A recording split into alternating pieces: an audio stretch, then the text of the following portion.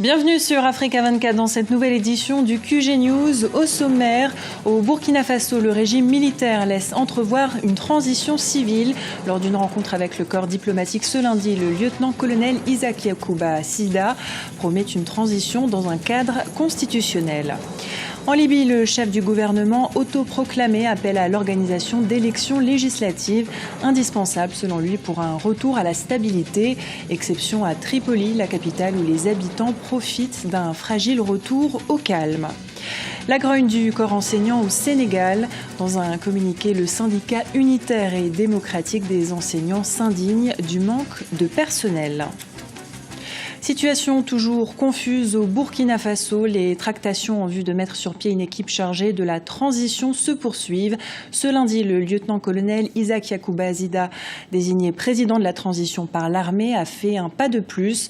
Il a déclaré que l'organe de transition sera dirigé par une personnalité consensuelle désignée par tous les acteurs de la vie nationale. Les développements avec notre correspondant sur place, Wendiam Valentin Compaoré. Après la démission du président Blaise Compaoré suite au soulèvement populaire survenu les 30 et 31 octobre 2014, l'armée a pris le pouvoir.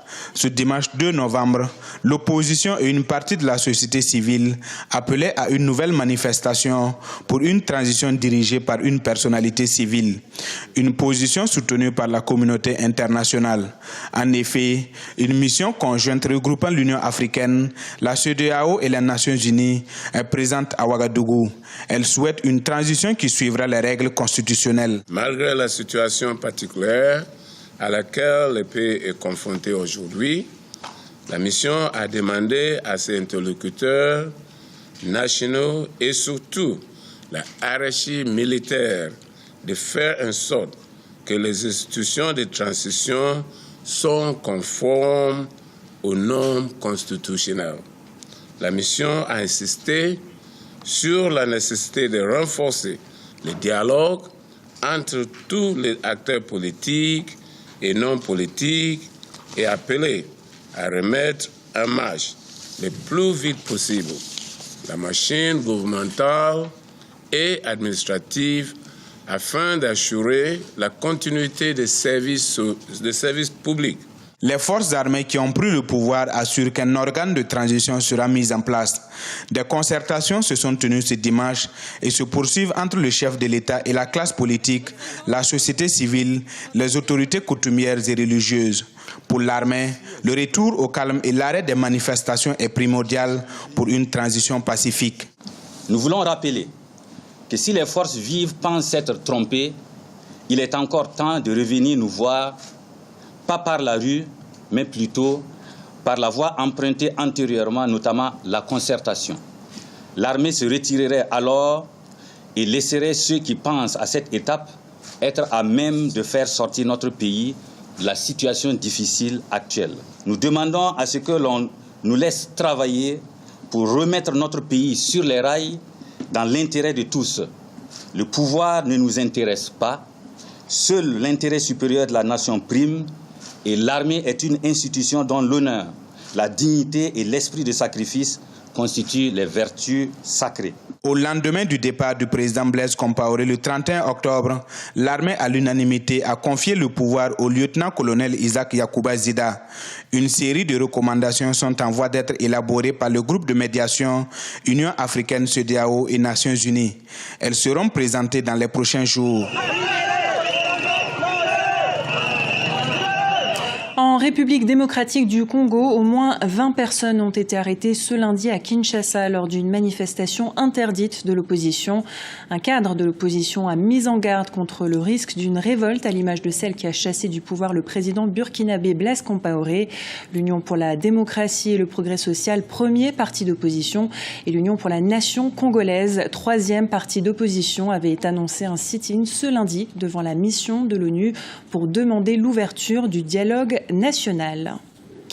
En Libye, le chef du gouvernement autoproclamé Omar al-Hassi appelle à l'organisation d'élections législatives, indispensables selon lui pour mettre fin à l'anarchie dans laquelle est plongé le pays depuis la chute du régime Kadhafi. À Tripoli, la capitale, les habitants profitent d'un fragile retour au calme malgré la poursuite des combats à l'ouest de la ville. Ibrahim Ndiaye. Lueur d'espoir à Tripoli où la vie reprend petit à petit son cours. Depuis plusieurs mois, la ville était à la merci des milices armées qui se disputaient tour à tour le contrôle de l'aéroport de Tripoli. Contrôlé depuis 2011 par la milice de Zintan, il est depuis le 13 juillet le théâtre de violents combats. Des hostilités qui ont déjà fait plusieurs dizaines de victimes. Aujourd'hui, le calme semble être revenu dans les rues de la capitale libyenne. La vie à Tripoli est maintenant tout à fait normale. Voitures, piétons et les commerces sont tous de retour à un rythme normal. Les denrées alimentaires sont disponibles et l'électricité est maintenant disponible 24 heures sur 24. Les stations d'essence sont maintenant vides. Il n'y a plus de voitures qui font la queue en attente de carburant. Autre signe du retour à la normale, la reprise des cours dans les écoles qui avaient été fermées du fait de l'insécurité grandissante et la réouverture des établissements bancaires. L'année scolaire a bien commencé, même si nous avons eu quelques petits obstacles en ce qui concerne les manuels scolaires, mais nous avons réussi à les surmonter grâce à Dieu. L'école et les études vont être mieux, avec la volonté de Dieu.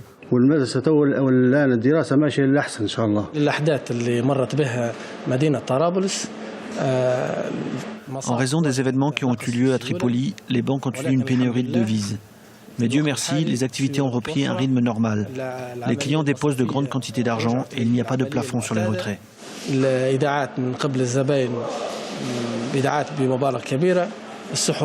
Toutefois, les combats se poursuivent toujours dans l'ouest de la capitale Tripoli. Cette instabilité menace l'économie qui dépend à 98% des exportations d'hydrocarbures. Face aux menaces répétées à l'encontre des nouveaux élus, le nouveau gouvernement et la Chambre des représentants ont transféré le siège du pouvoir dans la ville de Tobrouk, à l'est du pays.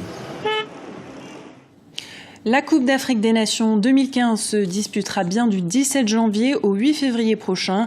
La Confédération africaine de football l'a confirmé ce lundi à l'issue d'une réunion entre ses dirigeants et les autorités marocaines à Rabat. Le Maroc avait demandé à la CAF le report de la compétition en raison de la propagation du virus Ebola sur le continent. Une nouvelle réunion aura lieu au Caire, en Égypte, le 11 novembre. Un autre pays pourrait être désigné en remplacement du Maroc. Les instances marocaines n'ont pas encore réagi à cette annonce. Au Sénégal, la grogne monte chez les enseignants.